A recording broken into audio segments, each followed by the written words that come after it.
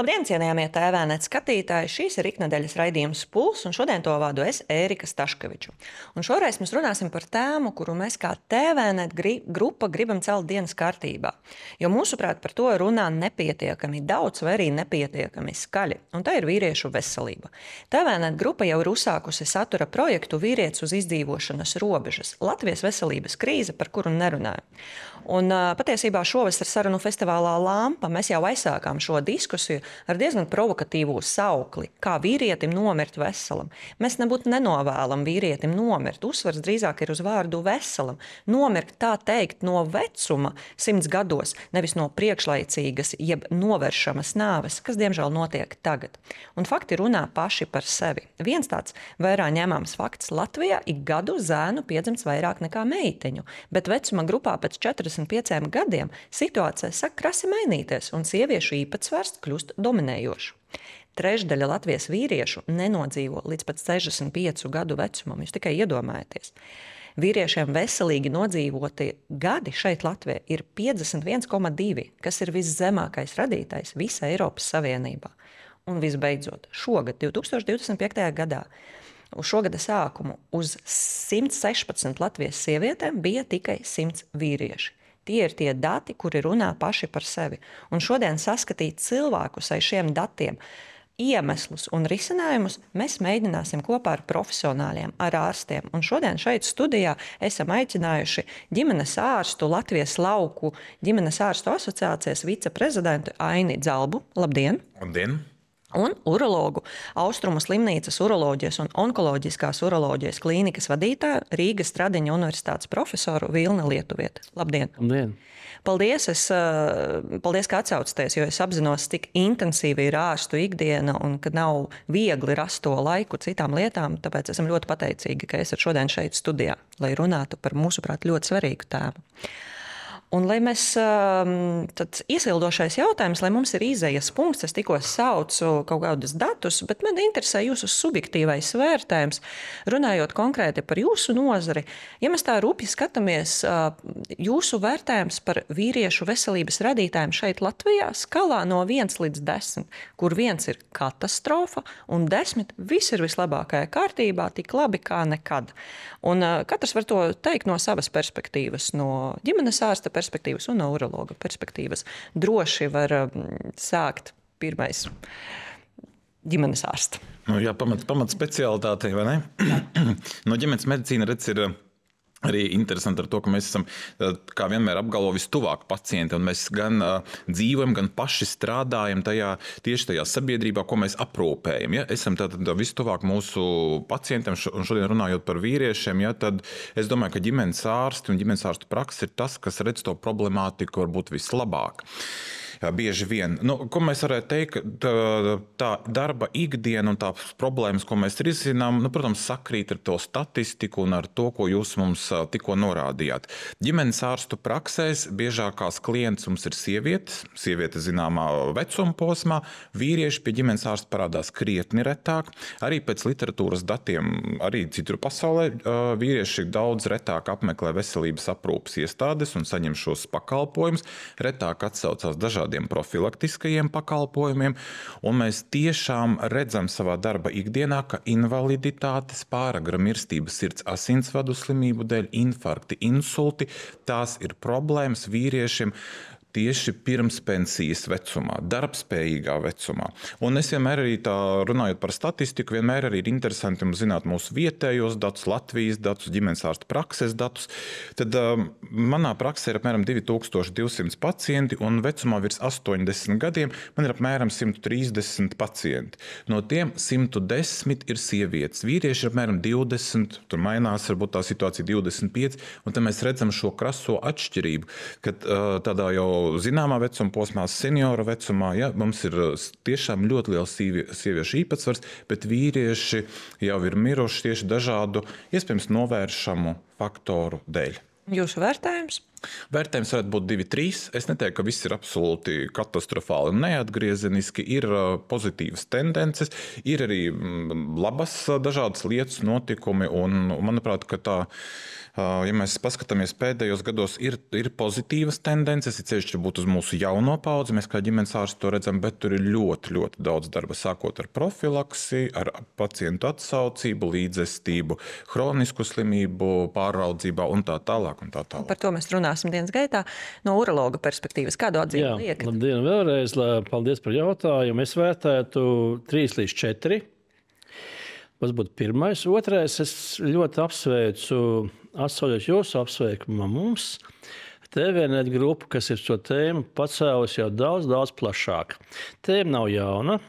Pirmo reizi šo tēmu es dzirdēju pirms 21 gada Eiropas seksuālās veselības asociācijas kongresā Vīnē, Men's Health. Un no tā laika būtībā urologi ir bijuši vieni no tiem, kas ir šo tēmu kultivējuši. Un ir pagājuši tikai 21 gads acīti. Un mēs dzirdam, ka arī masu mēdīji pēdējos 10 gados īpaši ir šim arī pievērsušies, un arī šī kampaņa izskanēja lampā. Tad būtībā mēs esam visus šos gadus domājuši par to, ka urologi varētu inicēt, bet, protams, ka mēs vien paši to nevaram sasniegt rezultātus. Un jābūt ļoti plašai sabiedrības iesaistei, un tas nāk, protams, ar mēdījiem. Un tagad paldies jums par šo. Mēs esam gatavi turpināt, piedalīties un stāstīt. Un arī par to, ko uzaicinājāt mums šodien. Paldies. Tad kāda ir globālā situācija? Globālā situācija jūs minējāt skaitļus, bet kā tas tās ikdienā? Ikdienas tā, ka pēc pēdējiem tautas skaļišanas datiem Latvijā vecumā uz 50 gadiem apmēram ir 190 000 sievietes piekdienas vakarā vientuļas. 190 000 sievietes, apmēram trešā daļa no Napoleona armijas, kas gāja uz Krieviju. Milzīgs spēks. Ko kundzes dara?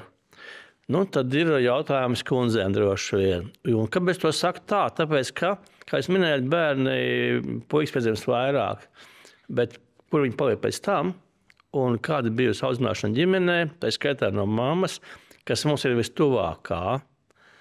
Un, manuprāt, mamām ir ļoti liela nozīme dēlu izaugsmē, audzināšanā, protams, arī tēviem, bet katram mums mamma tomēr vistuvākā. Es nereti vēroju, kā mēs savus jaunos puišus izlaižam, neliekam mezgāt zeķis un tam līdzīgi. Bet, tas varbūt nav šodienas tēmas, bet par to, ka tas ir audzināšanas jautājums. Un otrs, mēs redzam publiskajā sektorā pašlaik jautājumu par to, ka jāatbalsta dzimstība. Viņa katastrofāli krītās. Tātad 89. gadā Latvijā dzima 38 000 bērnu. Pašlaik tie apmēram 10-11 000 bērnu gadā. Tā ir 4 reizes mazāk. 4 reizes mazāk. Bet ko darīt? Jaunā paudze pietiekoši varētu būt pēdiņās slinka ir uz bērnu radīšanu, ja aizbrauc projām. Bet kā saglabāt cilvēku resursu? Manuprāt, cilvēku resursu saglabāšana pašlaik ir galvenais nacionālās drošības jautājums. Tad, ja mums tie bērni tomēr nedzied, mēs investēsim tur naudu. Manuprāt, to vajadzētu darīt pirms gadiem 15, 20 jau vajadzētu darīt, jo laiks jau aizgājis kā vienmēr, kamēr viss pamanā un pamostās.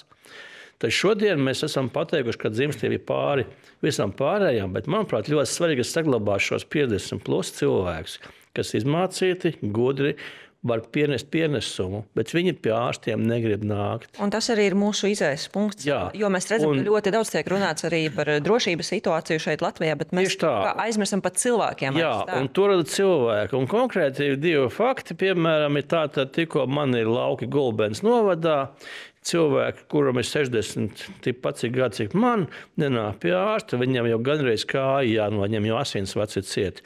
Paspējām pēdējās 2 dienās viņi dabūt līdz slimnīcai, izoperēt asinsvadu, cilvēks paliek ar savu kāju un nepaliek par slogu Labklājības ministrijas budžetā. Tas ir viens, un otrs ir pamats ir bravūra. Bravūra turpat netālu ceks, kuru montē riepas. Es piebraucu montēt savu riepu tur mašīnai, un viens puisis stāv un smēķē. Es saku, ka smēķē ir daudz dūmi un tā, un cilvēki, es jau varu uzskriet 5. stāvā, tie, ka es neuzskriet 5. stāvā, tie, lai nesmēķē. Es viņam nestāstīju, ka tie, kas uzskrien šodien 5. stāvā un smēķē, pēc 10 gadiem vairs neskrien 5. stāvā. Jo viņš vienkārši nesaprot, jo tā ir tā bravūra. Tā kā šie aspekti, man liekas, ļoti, ļoti svarīgi, bet galvenais ir pašas sabiedrības izpratne un uzstādījums, ko mēs gribam sasniegt un kur investējam naudu, kas saistībā ar veselības budžetu un visu vispārējo, ka mēs varētu glābt tos cilvēkus, kas šodien jau ir resursi. Jā, tieši tāds arī ir mūsu izējas punkts, un pie tiem risinājumiem un novēlējumiem mēs vēl nonāksim. Ja man būtu jāpasludina tāds šī gada vārds šeit Latvijā, manuprāt, to varētu droši teikt perimenopauze. Iespējams, es esmu Marta auditorija, tas ir tāds dzīves posms pirms menopauzes, bet šogad Latvijā par to runā, man liekas, kā nekad. Un visu cieņu Ingai Spriņģei, kuri ir aizsākusi to podkāstu, kā lai foršā dzīve pēc 40+, viņš ir adresēts sievietēm, bet arī ir objektīvie parametri, ka tas ir klausītākais podkāsts vismaz aprīlī šeit Latvijā, un tur tiek kodolīgi praktiski runāts par ēšanu, par muskuļiem, par sejas ādu, par hormoniem, par mentālo veselību, par fizisko veselību.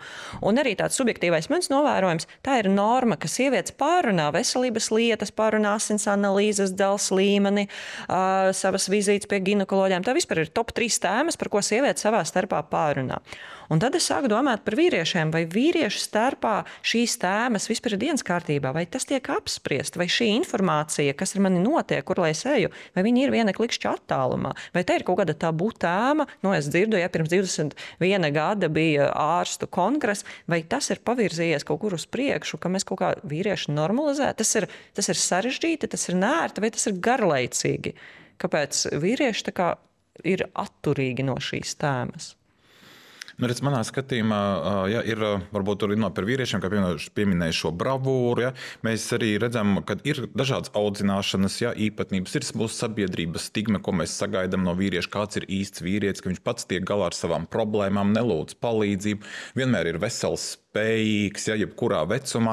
Un tā kā, lai varbūt iespējams, lai saglabātu šo tēlu, ir interesantāks varbūt tēmas, par ko runāt, un mazāk runāt tieši par dažādām veselības problēmām, ko pārspriež sievietes. Arī, statistikas dati atkal, ja mēs paskatāmies par vīriešiem, tāpat ir depresija, suicīdi, ceļu satiksmes negadījumi, vēl dažādas lietas. Tās ir tās lietas, ko, kā jūs minējat, saulaicīgi pārrunājot, pievēršot tam uzmanību, mēs varam novērst. Bet ja šie skaitļi ir tik augsti, tas atkal parāda to, ka par šīm tēmām tiek runāts nepietiekami.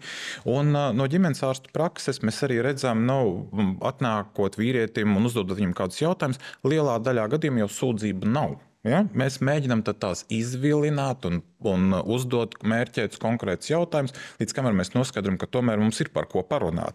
Jo, ja mums atnāk sieviete uz ģimenes ārsta praksi, tur ir ļoti daudz sarunas tēmas. Kā jūs pieminējat, viss šis klāsts, sakot ar perimenopauzu un dzelzs līmeni, tur ir ļoti aktuāli.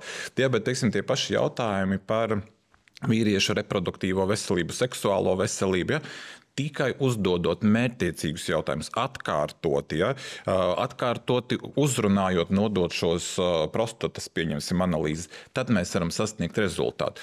Un šeit vēl arī, kas ir būtiski, arī uzticēšanās. Arī būtisks moments, ja ģimenes ārsta prakse vienreiz, otrais ir šo ieguldījumu veikusi, tad attīstoties šai sadarbībai, arī un uzticībai mēs varam tātad prognozēt arī pozitīvāku rezultātu un sadarbību. Un vēl, kas ir ļoti būtiski no manas skatu punkta, kad tā varbūt sanāk, ka tomēr ģimenē sieviete ir atbildīga par veselību ģimenē. Un tad arī viņai ļoti liela loma ir ietekmēt vīrieti. Kaut mēs saprotam, profesors teica, ka mums ir jāaudzina jau no bērna kājas, lai viņi paši ir atbildīgi, bet tomēr joprojām vēl Latvijā, ja sieviete aktīvi vai partneri aktīvi iesaistās, tad ir arī šīs pozitīvākas tendences, rezultāti un ir tas saulaicīgums parādās, par ko mēs ļoti runājam. Es gribēju precizēt savu jautājumu par, es zinu, ka pirms 2 gadiem Austrumu slimnīca jau mudināja vīriešus tieši veikt tās profilaktiskās prostatas specifiskā antigēna asins analīzes, parādot, ka nav obligāti jāiet uz fizisku pārbaudi, no kuras varbūt citi baidās, ka var nodot asins analīzes un tādā veidā, lai identificētu to prostatas vēzi agrīnā ārstējamā stadijā. Kādi bija rezultāti? Vai izdevās vispār uzrunāt tos vīriešus, atrast, vai vīrieši ir sākuši biežāk nodot šīs analīzes? Ko jūs redzat? Jā, paldies. Būtībā, jā, šīs kampaņas jau ir tiešām vairāk kā 15, 16, pat 20 gadus. PSA testu mēs ieviesam Latvijā 99. gadā urologi. Un arī tad bija plaša informācijas kampaņa, bija ģimenes ārstiem. Es apbraukāju apmēram 10 lekcijas pa Latvijas reģioniem un tā tālāk. Tā pašā laikā man teica, kas tā pa analīzi? Man tagad kaut kādu analīzi nosaka, man viss ir labi, bet man liek veikt nepatīkamas procedūras, veikt biopsijas caur taisno zarnu un vēl. Ir pat bijuši kampaņas, kur Polijā rāda, kā to dara, bet cilvēki bija neizpratnē. Šodien var teikt, ka izpratne pastāv. Ļoti daudz cilvēku saka, man analīze PSA ir tāda un tāda, un es to zinu, un ko jūs tur domājat. Atsūti screenshotu, un ko tu domā. Tā kā izpratne nešaubīgi pieaugusi, informētība ir pieaugusi, un tas būtībā parādās arī statistikā. Ielaisto vēža pacientu gadījumu skaits samazinās. Tie apmēram 10% metastātisku vēžu, pašlaik 15%, kur toreiz bija kaut kur 30% pāri. Tas ir milzīgs iegūms. Runājot par to PSA analīzi, es tikai precizēšu praksē. Ģimenes ārsts ir tas, kurš pasaka, ja viņš dabūja to vīrieti, ka lūdzu nodot, vai ir jānonāk pie urologa, kurš tevi tur nosūtīs? Kāda ir tā ikdiena? Latvijā mums pastāv šīs vēža agrīna diagnostikas programmas, un viena no šīm programmām arī prostatas vēža skrīnings. Pirms pāris gadiem ieviests, bija pietiekami daudz diskusiju, cik tas ir pamatoti vai izmaksu efektīvi un tā tālāk. No ģimenes ārsta skatu punkta tas ir ļoti efektīvs mehānisms. Jā, mēs reizēm varbūt atrodam kaut ko pa daudz vai kādu reizi kaut ko tur teorētiski pastāv iespēja palaist garām, bet mums ir viens pietiekami objektīvs rīks, regulārs izmeklējums, kur mēs varam redzēt šo dinamiku un īstenībā tādā uz masām orientētā tādā pieejā. Šis ir tāds pieejams tiešām izmeklējums, lai mēs varētu šos pacientus atlasīt un nosūtīt attiecīgi pie speciālista. Atsaucība skrīningam Latvijā ir ļoti augsta, un es domāju, ka tā ir viena no labākajām no visiem skrīningiem, kas mums ir. Jo šis skrīnings ir pietiekami vienkārši, tā ir asins analīze. Pašam vīrietim pat nav jāiesaistās, tur nav jāiet uz kādu papildus izmeklējumu, vai, teiksim, mums ir problēmas ar resnās zarnas vēža skrīningu, kur jāsavāc ir feču paraugs un tā tālāk. Šeit ir asins analīze, ko veids personāls. Un, ja mēs to vīrieti attiecīgā vecuma posmā sastopam, tad mēs šo izmeklējumu veicam. Bet tas ir no kura vecuma? Valsts apmaksāts ir no 50 gadu vecuma līdz 75 gadiem, ik pa 2 gadi, pilnīgi bez maksas, un šobrīd ir noteikts tas rādītāju lielums, kuru tas tiek pārsniegts, tad mēs nosūtam pie kolēģa uzreiz uz izmeklējumiem un veicam. Un arī no savas prakses varētu pateikt, ka mēs esam atklājuši šādā veidā ļoti daudz agrīni šīs saslimšanas, un tiešām prostatas vēzis, kas vienmēr agrāk asociējas ar pietiekami smagiem diagnostiskiem izmeklējumiem, ar pietiekami vēlīnām stadijām, jo gaita ir asimptomātiska. Šobrīd tas ir pilnīgi savādāk, laicīgi veicot skrīningu, mums ir iespēja tiešām saulaicīgi palīdzēt. Un sadarbība ar mūsu universitātes klīnikām ir ļoti, ļoti laba. Rindas šiem pacientiem, tā saucamā zaļā koridora ietvaros, ir pietiekami īsas, nedēļas, 10 dienu laikā konsultācijas tiek nodrošināts, izmeklējumi notiek, un tiešām šis posms strādā ļoti, ļoti labi. Un tas, es domāju, ir papildus iedrošinājums vīriešiem, ja ir kāda sūdzība, problēma, vai jūs esat uzaicināti uz skrīningu, tad noteikti to izmantojam, jo programma strādā, ir ērta, ir pieejama, un kā mēs ģimenes ārsti izskaidrosim, palīdzēsim, tā arī urologi vienmēr sastāda ļoti labus šos aprūpes plānus, un ir skaidrs, kas vīrietim kurā brīdī ir jādara un kur jāvēršas. Jā. Un līdz 50 gadu vecumam tu vari pats par saviem līdzekļiem ir vērts, jūs iesaka to darīt vīriešiem jau proaktīvi? Jā, tad būtībā ir ļoti precīzi uzstādījums, ka tiem vīriešiem, kuriem ģimenē bijusi ir vecākiem, brāļiem, tēviem, vectēviem šī slimība, ir rekomendācija no 45 gadiem veikt pirmo PSA analīzi. Un pēc tam viņu tālāk interpretēja ar nosakot tālāko soli, kad, cik bieži to veikt. Savukārt par to, ko minēja doktors Zalps, patiesībā ļoti patīkami dzirdēt, ka urologi ir tādā statusā, kad ģimenes ārsts redz, ka mēs izveicam tās procedūras labi. Un šeit patiesībā es gribētu arī, pat cik es teicu sākumā, kas arī runāšu par politiku un par investīcijām, tad būtībā ir jāsaprot, ka teikums medicīna tā kā naudu likt melnā tukšā mucā ir pilnīgi nepareizs, un to es gribu ļoti oponēt mūsu finansu ministram vai ministrijai, es nesaukšu nevienu vārdā, bet tas ir nepareizs. Jo kopš 91. gada vidējais vīriešu vecums Latvijā ir pieaudzis ievērojami. 89. gadā vidējais vīriešu dzīves ilgums Latvijā bija 59,9 gadi. Šodien tie ir 70 gadi. Bet mēs joprojām atpaliekam no Eiropas vidēji pa 9 gadiem. Tad 9-10 gadus latviešu sievietes ir vientuļas, jo vīrieši nomirst priekšlaicīgi. Vai tas nav vērts šo naudu tiešām investēt veselībā, vai labāk tomēr investēt dzelzceļa tilta pamatos, kas nav Daugavai pie lidostas? Tas ir tiešām mazs jautājums. Es apzinos to, ka es tādu uzdodu, bet es nācu šurp, es domāju, ka man viņš ir jāuzdod. Un tas ir pamatoti, jo mums būtībā sievietēm vajag, lai viņām ir ko piekdienas vakarā parunāties taču, vai ne?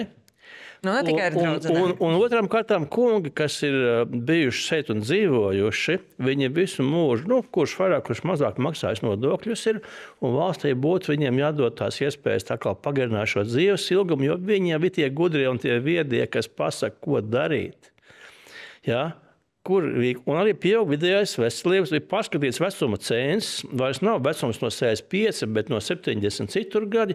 Tā kā būtībā, ja mēs saglabājam šo resursu, mums ir iespējas darīt kaut ko vairāk. Un pie šī paša runāja par politiku vēl noslēdzot, gribu pateikt lielu paldies iepriekšējai Saeimai un Kučīnska valdībai, Čakšai un attiecīgi komisija, kur toreiz vadīja Aija Barčas kundze, ka pieņēma lēmumu par investīcijām agrīnā prostatas vēža diagnostikā. Magnētā rezonansē, biopsijās perineālās, HIFO iekārtā un tā tālāk, kas šodien ir devis būtisku kvalitatīvu lēcienu, lai mēs dzirdētu to, ko teica ģimenes ārsts. Tad no vienas puses mums valdība saka, mums ir vajadzīgas inovācijas. Mēs dodam priekšlikumus inovācijām, tas kaut ko maksā, bet tas mums ir naudas, mēs tā kā viņas nevaram veikt. Nu, tad vajag būtībā pateikt korekti, vajag inovācijas vai nevajag. Vai tikai tad, kad ir nauda. Bet es domāju, ka nauda ir tikai, kur mēs viņu liekam. Inovācijās cilvēkiem vai inovācijās kaut kur citur. Ja? Protams, ka arī citur kaut kur noteikti vajag. Bet, ja mēs aizsargājam kaut ko, tad man liekas, ka tie ir tie cilvēki, kas jāaizsargā vispirms. Un tā ir man pārliecība.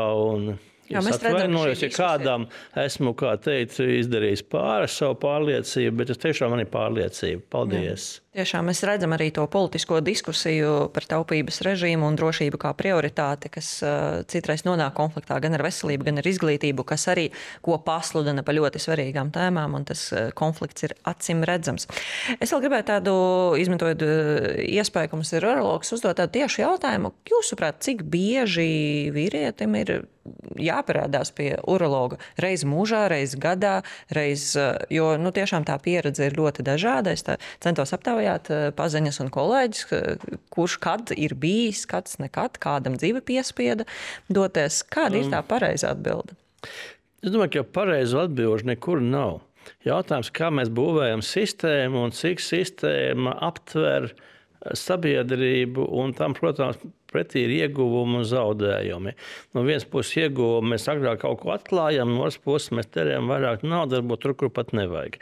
Līdz ar to ir svarīga tā izpratne par problēmu un arī izpratne par to, ko mēs gribam sasniegt. Cik bieži būtu jāiet? Tad, ja mēs nerunājam par sistēmiskām lietām, kur valsts iegulda naudu, tad katram cilvēkam būtu jāpasaka, ka pusauģu puikam, jaunietim noteikti būtu jāapmeklē ārsts, un viņš ir jāiedrošina to darīt. Šeit noteikti ir vajadzīga izglītība skolā, par kur arī mēs nedzirdam, jo teicāt, ka bērns negrib pie ārsta iet, bet kā lai viņš gribētu iet, ja viņam par to nekad nekas nav viss stāstīt, viņš kā redz, ka viss ir briesmīgi. Un, piemēram, kad mēs laižam skolā bērnu pirmā klasītē, mēs sakām, mīļais bērniņ, tu skaties pa kreisi un skaties pa labi, ejot pāri pa ielu, lai tev nesabrauktu. Un viņš to iemācās. Un iemācās sev pasargāt, ņemam tās bailes. Bet vai mēs ņemam bailes pret medicīnu? Ja mēs skolā viņu mācītu, tad cilvēkiem būtu kaut kādi tie orientieri, kur jāiet pie ārsta. Un tas man izprūkst. Viena pati ģimene var darīt daudz, bet ja to papildināt arī skolās programmas, kas jau ir izstrādāts profesionāli, tad tas būtu labāk. Tas ir tas pirmais teikums. Un otrais ir, kad vajag iet, tad jau skolā viņam iemācīt, ka jāiet ir. Un tad varētu definēt lietas. Protams, tas būtu pusauģu vecums, kas pārsniedz pubertāti, kur ir dažādas iedzimtas lietas, pirmā saskara dzimuma dzīve, visu, kas ir lielā dzīve. Un tālāk būtībā tie ir no 50, no 45 gadiem jāir kaut kādas predispozīcijas vai citas lietas. Kā arī trešais atpazīst simptomus. Ja ir simptomi atpazīstami, biežāk urinēšana, asins urinā, jauniem puišiem palielināt sēklinieks. Palielināts sēklinieks ir sarkanais karodziņš. Jāiet pie ārsta, urologa, pie ģimenes ārsta un jāparāda, kas tur ir. Jo stāsti par sēklinieku audzējiem tepat mūsu vidū bijuši daudz, kur ir jauni cilvēki, nav gājuši, viņi pēc tam no šī audzēja nomiruši. Un tie nav daudz cilvēku gadā, kas ir to saslims 40 no visiem jauniešiem, bet tie visi ir konkrēti stāsti ar konkrētiem rezultātiem. Un tā man ir jautājums arī par tādu kā valsts iejaukšanos šajā procesā. Atkal man subjektīvs vērtējums.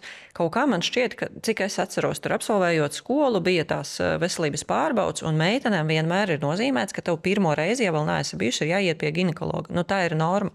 Tad, kad sieviete paliek stāvokli, grūtniecība, tas vispār ir labākais veselības check-up, ko tu vari piedzīvot. Valsts apmaksāts tevi izskanē, tā kā krustām šķērsām. Un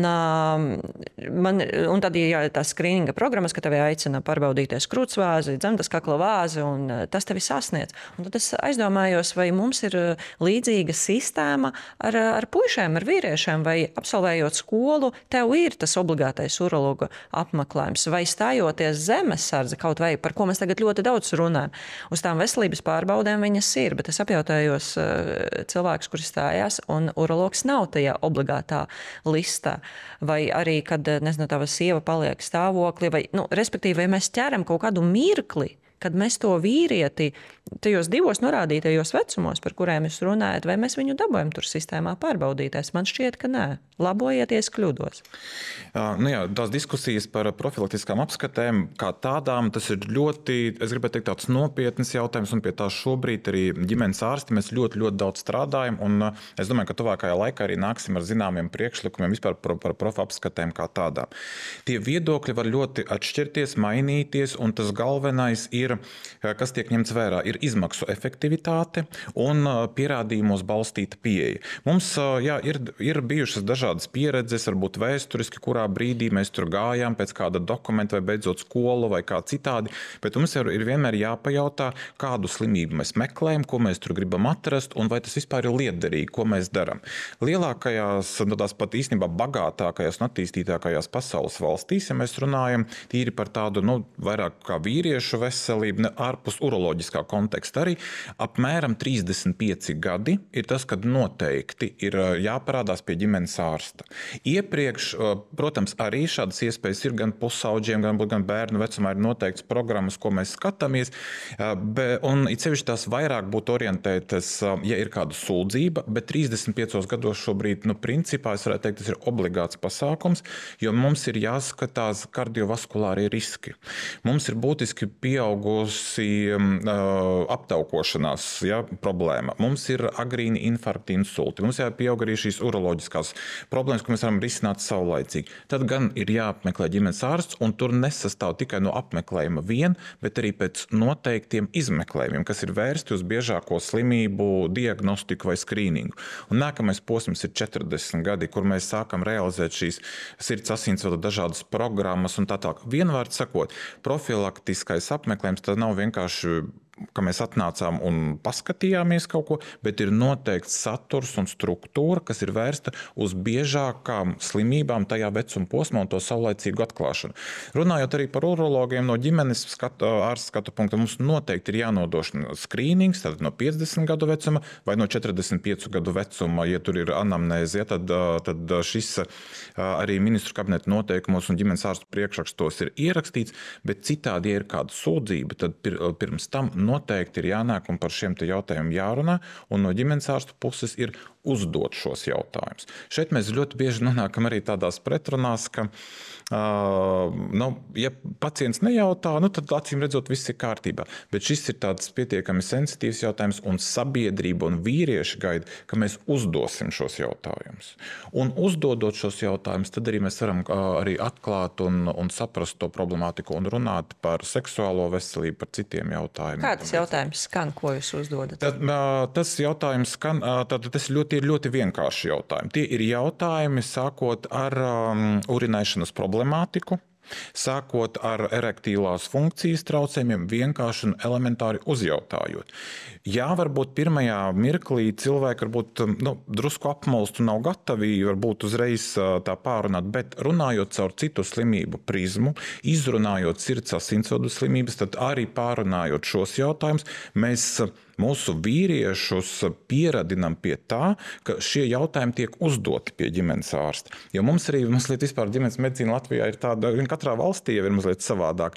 Bet mums vēsturiski ir gājis, ka mēs cēlušies esam vairāk savulaik no pediatriem, no iekšķīgām slimībām, ka mēs ārstējam daudz ko citu, bet izņemot ginekoloģiju, izņemot uroloģiju, izņemot psihiatriju, vai ne? Tāds ir. Un tad tāda moderna ģimenes medicīna ir iekļaujoša visas šīs. Un tādēļ mēs arī jautājam tātad arī par psihisko veselību. Jā, tie ir normāli jautājumi, un tās ir tēmas, ko drīkst un vajag pārunāt pie ģimenes ārsta. Jā. Izmantojot, ka mums te ir urologs, es gatavojoties raidījumam pamanīju tādu man jaunu jēdzienu, kā vīriešu menopauze, testosterona deficīta sindroms. Varbūt dažos vārdos varat pastāstīt, varbūt kāds vīrietis var atpazīt, ka viņam tas ir, kas tas ir, kad sākt satraukties, vai vispār sākt satraukties, vai tā ir norma? Jā, nedaudz pakomentēju doktora Zalba jau teikto pirms tam. Tad būtībā vīrietis jau atnākot pie ārsta, viņš nerunā, viņi ir nerunīgi lielākā daļa. Un sievietes jau vairāk runā, un kā jūs pat teicāt, blā, blā, blā, tur ko tur runā, un kāds ir top tēmas. Vīriešiem ir noteikti tēma par makšķerēšanu, medībām un tam līdzīgi. Un varbūt mazāk patiešām tām sajūtām, jo diez vai kāds iestāstīja, ka viņam tagad tur ir erekcijas traucējumi. Un šeit ir tāds interesants skečs, ka, piemēram, kāzu un bēru galdā apsēžot ģimenei vai radiniekiem, lielākā daļa, diezgan liela daļa, kā man profesors Sēglis tur ielika stentus sirdī. Par to vispār runāsies, kad nav ko runāt galīgi. Bet diez vai kāds runās par erekcijas problēmām. Un šeit ir tā sakne, ka būtībā tā erekcija ļoti cieši ir saistīta ar sirds asinsvadu slimībām. Jo ir pētījumi, kas pierāda, ka tiem vīriešiem, kam sākās erektīlā disfunkcija, erekcijas traucējumi, pieaug kardiovaskulāro notikumu risks, respektīvi insulta un infarkta risks, ko 5-7 gadu laikā tur ievērojami. Un tas ir nozīmīgi. Bet par šo atkal mēs varam stāstīt tikai TVNet studijā, un īsti mēs nepiekļūstam tiem vīriešiem, tieši jauniem puikiem, stāstīt skolā, ka tev tā būs kādreiz dzīvē, un ka tev tas un tas būs jādara, un ka tev no 35 gadiem jāpārbauda holesterīns un cukurs, un vispār nevajag ēst Coca-Cola un šokolādes daudz. Tas ir tas pirmais koments, jā. Un tas ir tā izglītības, ir sabiedrības izglītotības līmenis. Un kāpēc mēs to darām? Tāpēc, ka vēsturiski vienmēr jau tās sievietes ir bijušas fokusā, kurai politiķu paudze, jo tiešām sievietes vairāk runā, viņām vairāk ir visādas šīs komunikācijas lietas, un tas, ko iespaido vēlēšanu rezultātus, vīrieši vēl mazāk iespaido un runā, ja? Un tad tie vīrieši ir novārtā. Bet urologs skatu punkta, ko mēs darām, mēs glābjam tos vīriešus, lai tās sievietes glābjas tam būtu laimīgākas, lai viņām ko būtu parunāt piekdienas vakaros. Un vēsturiski tā uzmanība un darbība uz tiem vīriešiem ir bijusi mazāk un lēnāk. Jo sievietes, kāpēc? Tāpēc, ka sievietes bija tas, kas dzemdēja jaunus karavīrus, ģimenes, un jau no Krievijas vajadzēja jaunus, kas karo cilvēkus un tā tālāk. Tā kā būtībā fokusēšanās uz šo problēmu patiešām, manuprāt, ir ļoti, ļoti svarīga. Pie kam tad arī pašlaik mēs redzam, ka 60 plus var iet un arī būt karavīrs, ja vajag, vai apmācītājs, vai kāds tur palīgs. Ja. Tā kā šis te man liekas ļoti, ļoti svarīgs.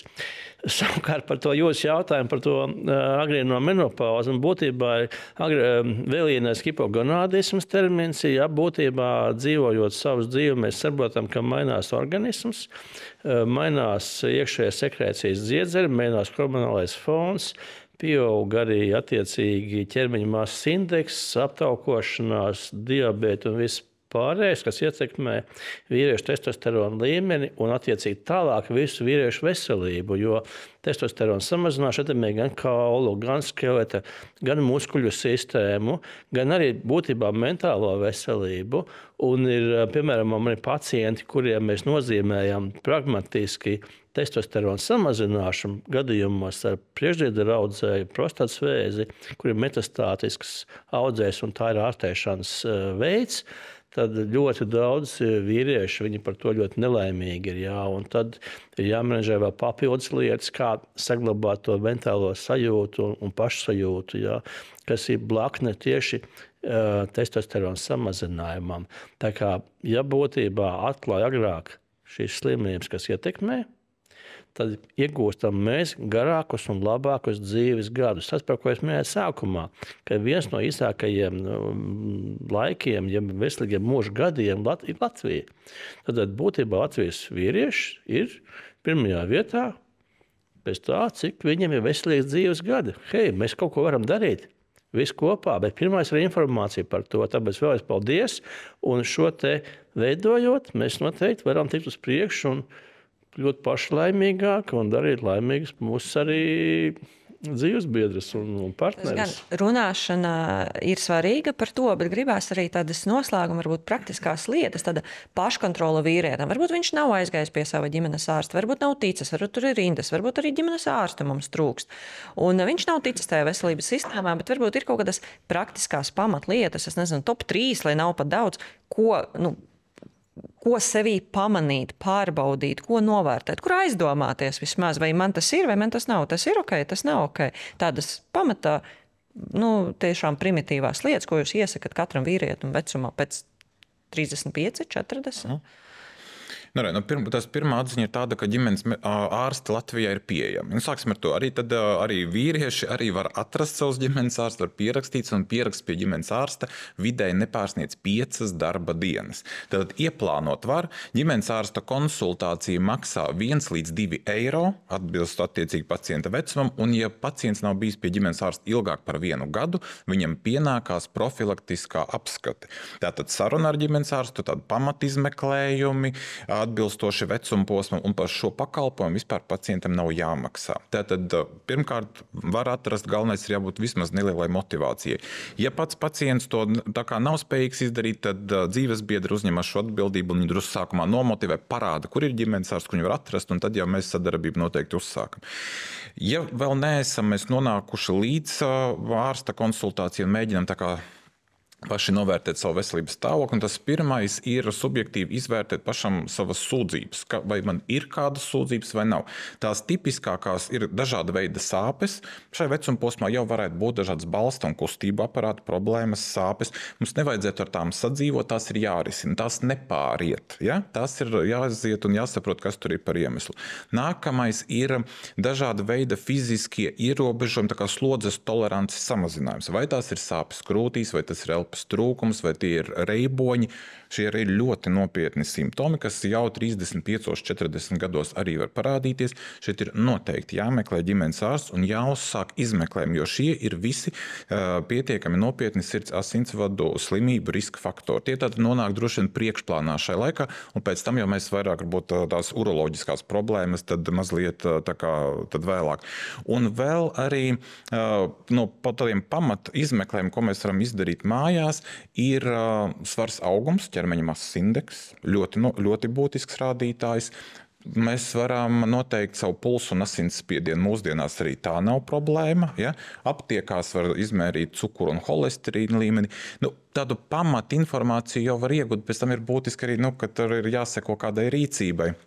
Vienmēr sakot, ir lietas, ko mēs varam pamanīt paši, tiklīdz ir kāda sūdzība, tad vēršamies pie ģimenes ārsta, un kad mēs esam nonākuši pie ģimenes ārsta ir jāiepriecina ar vienu tādu teikumu un jāpasaka, kādi profilaktiskie izmeklējumi man pienākās. Mēs tad burtiski atplaukstam, ja?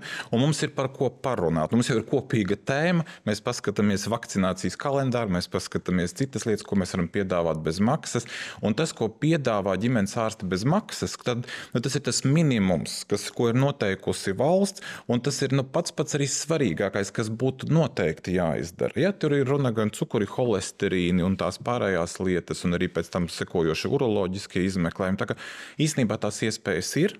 Arī valsts apmaksātā medicīnā ka vienkārši ir jāaiziet pie sava ģimenes ārsta, jāpasaka tie maģiskie vārdi par profilaktiskām apskatēm, un tad tavs ārsts par tevi parūpēsies un sadomās, kas tavā vecuma posmā tev vajadzētu pārbaudīt.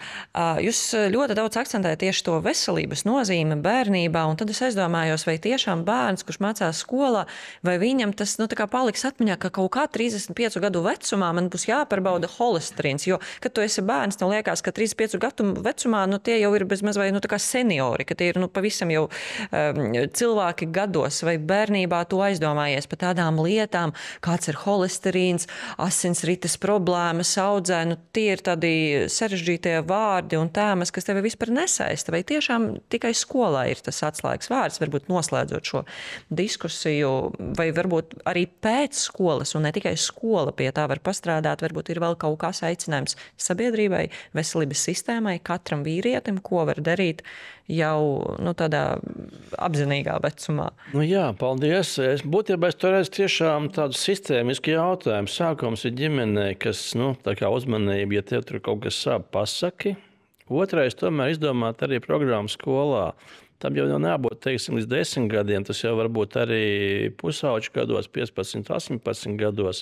Es esmu arī pārliecināts par to, ka tas, ko mēs bērnībā esam redzējuši, līdzīgi kā bērnības garšas, mēs atpazīstam pēc tam vēlākā dzīvē. Vecmāmiņai bija tik garšīgs kotlets, mēs viņas pēc tam reproducējam un mums viņas patīk. Tad to, ko tu iepazīsti bērnībā, tu no tā nebaidies un to ar to esi draudzīgs. Es domāju, ka šis ir svarīgi. Un, protams, pēc tam šis etaps sagatavo to jauno cilvēku tai lielai dzīvei, lai viņš patiešām varētu iekļauties sistēmā un no viņas nebaidīties.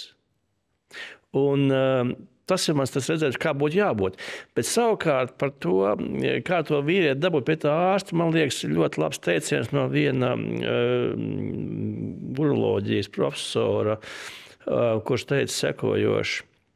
Laiks mums visiem ir viens. Jautājums, kam mēs šo laiku tērējam. Un nereti vīrieši grib tērēt darbs, nauda, bizness, tas vispār. Veselībai nepaliek laika. Un tu saka, man nav laika. Un šeit ir būtībā pretruna pašam cilvēkam. Ja tu tērē savu laiku, kam tu tērē? Ja netērēs sev, tad tu pats sev apzods.